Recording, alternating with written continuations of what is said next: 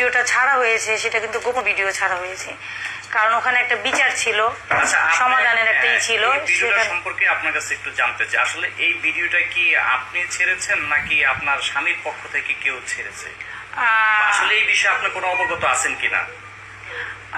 আসলে সেটা হলো যে আমি তো, আমার সাথে কেউই ছিল না, আমার ছোট একটা বেবি ছিল, তার 1 মাসের একটা বেবি ছিল, তো ওই বেবিতে ভিডিও করা সম্ভবই না।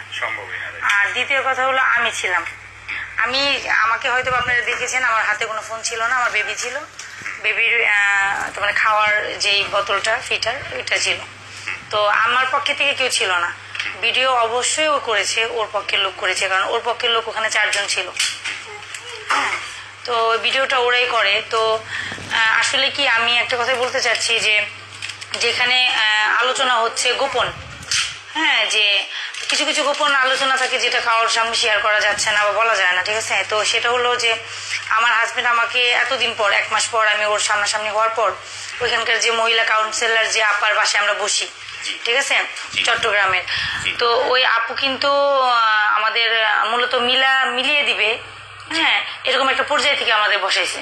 এই বিষয়ে আপনি আগে আমাদেরকে বলেছেন। জি জি, তো সেই জায়গা থেকে যে ওরা যে ওই অবস্থায় ভিডিও করবে গোপন করে, ঠিক আছে, চুরি করে, এক মাধ্যমে চুরি করাই বলে এটাকে, যে গোপন মানেই তো চুরি, ঠিক আছে? তো চুরি করে ভিডিওটা আসলে না করলেও হইতো।